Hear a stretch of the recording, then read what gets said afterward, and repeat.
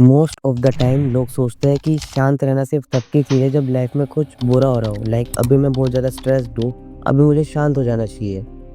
But ये असली calmness नहीं है। असली कामनेस वो है जो हमारी लाइफ के हर एक पार्ट में हमारे साथ हो।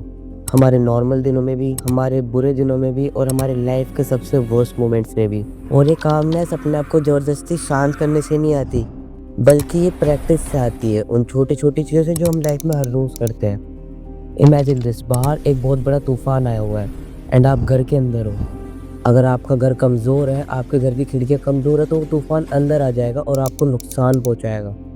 बट अगर आपका घर मजबूत है, उसकी खिड़कियाँ दरवाजे मजबूत है, तो वो तूफान अंदर नहीं आ पाएगा एंड आप सेफ रहेंगे। और असली कामनेस उस मजबूत घर की तरह ही होती है, जो आपको आपकी ओवर थिंकिंग से, आपके स्ट्रेस से, आपके डिप्रेशन से और आप जो गलत डिसीजन ले सकते हो, उनसे आपको बचा के रखती है। और इसलिए मैंने आज की वीडियो बनाई है जिसमें मैं आपको 3 तरीके बताऊंगा जिससे आप हमेशा शांत रहोगे। सबसे पहला एक बायोलॉजिकल तरीका जिससे हम अपनी बॉडी को शांत करेंगे। दूसरा एक साइकोलॉजिकल तरीका जिससे हम अपने माइंड को शांत करेंगे। और तीसरा एक फिलोसॉफिकल तरीका जिससे हम अपनी आत्मा को शांत करेंगे। सबसे पहला एक बायोलॉजिकल तरीका। देखो, हम जो है शांत रहने को ज़्यादा सोचने से जोड़ देते हैं, बट कामनेस एक फिजिकल चीज़ होती है जहाँ हम ज़्यादा अवेयर, रिलैक्स्ड और कॉन्शियस होते हैं। बेसिकली हम इसमें करते क्या है, हम यहाँ पे ब्रीदिंग टेक्निक का यूज़ करके अपनी बॉडी को शांत करते हैं। ब्रीदिंग टेक्निक्स बहुत सारी होती है, जैसे कि डीप ब्रीदिंग जहाँ पर हम लंबी लंबी सांसें लेते हैं, बॉक्स ब्रीदिंग जहाँ पर हम 4 सेकंड के लिए इनहेल, 4 सेकंड का पॉज, 4 सेकंड के लिए एक्सहेल एंड दोबारा 4 सेकंड का पॉज। और इसी चीज़ को रिपीट करके अपनी बॉडी को शांत करते हैं। और तीसरा और ऐसा तरीका जिसे मैं खुद यूज़ करता हूँ, जिसके अंदर हम 2 बारी इनहेल करते हैं और एक लंबे एक्सहेल के साथ में अपनी बॉडी को रिलैक्स कर देते हैं। इस तरीके को मैं यूज़ इसलिए करता हूँ क्योंकि ये बहुत ज़्यादा ईज़ी है यूज़ करने में और ये बहुत ज़्यादा क्विक है तरीका। इसे हम आसानी से कहीं पर भी जल्दी से कर सकते हैं। बेसिकली ब्रीदिंग टेक्निक से होता क्या है, इससे हमारे लंग्स के अंदर ज़्यादा ऑक्सीजन जाता है और हमारे दिमाग के पास में ऑक्सीजन की सप्लाई बढ़ जाती है, जिससे हमारी बॉडी थोड़ा रिलैक्स हो जाती है।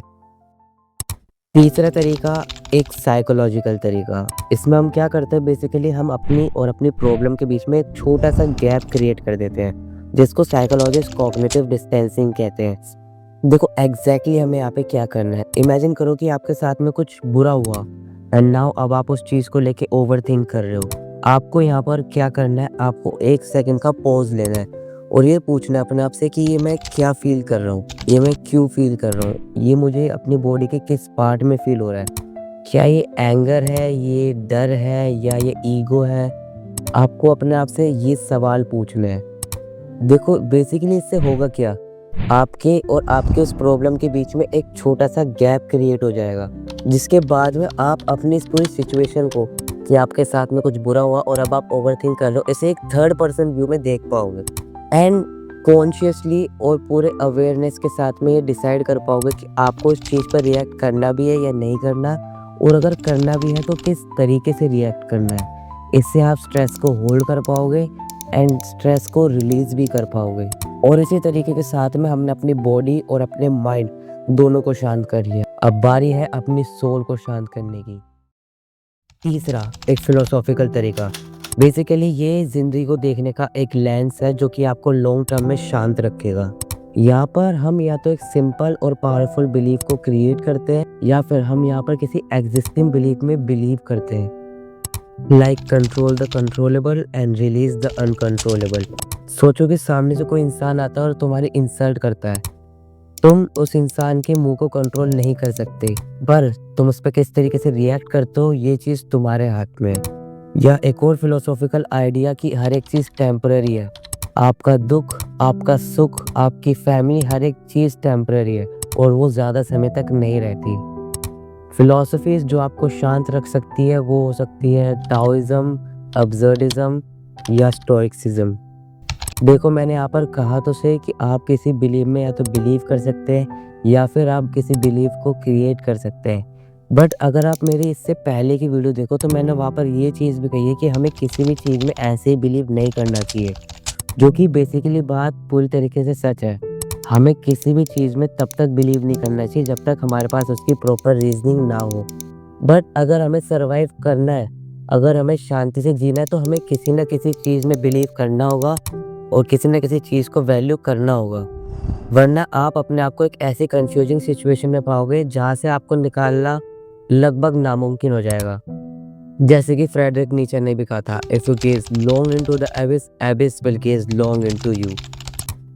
नाउ हमने इस वीडियो में क्या-क्या सीखा? सबसे पहले मैंने आपको बताया बायोलॉजिकल टेक्निक, जिसके अंदर हमने ब्रीदिंग टेक्निक्स के बारे में जाना था। 3 ब्रीदिंग टेक्निक्स जो मैंने आपको बताई थी वो थी डीप ब्रीदिंग, जहाँ पर हम लंबी-लंबी साँसें लेते हैं। बॉक्स ब्रीदिंग, जहाँ पर हम 4 सेकंड के लिए इनहेल, 4 सेकंड के लिए एक्सहेल और इनके बीच में 4-4 सेकंड का पॉज़ रखते हैं। और तीसरी टेक्निक जिसके अंदर हम 2 बारी इनहेल करते हैं और एक लंबे एक्सहेल के साथ में अपनी बॉडी को शांत करते हैं।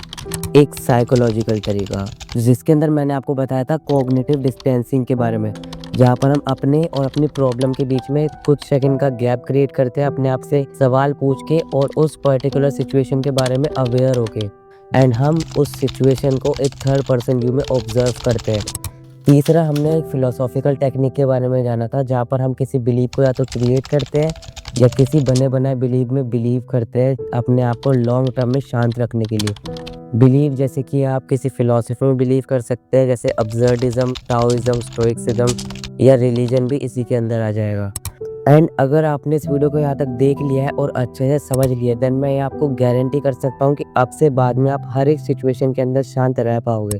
बस इन वीडियो में बताई गई जो बातें हैं आपको उन्हें अपनी लाइफ में एग्जीक्यूट करना है। This is trap talks, over and out.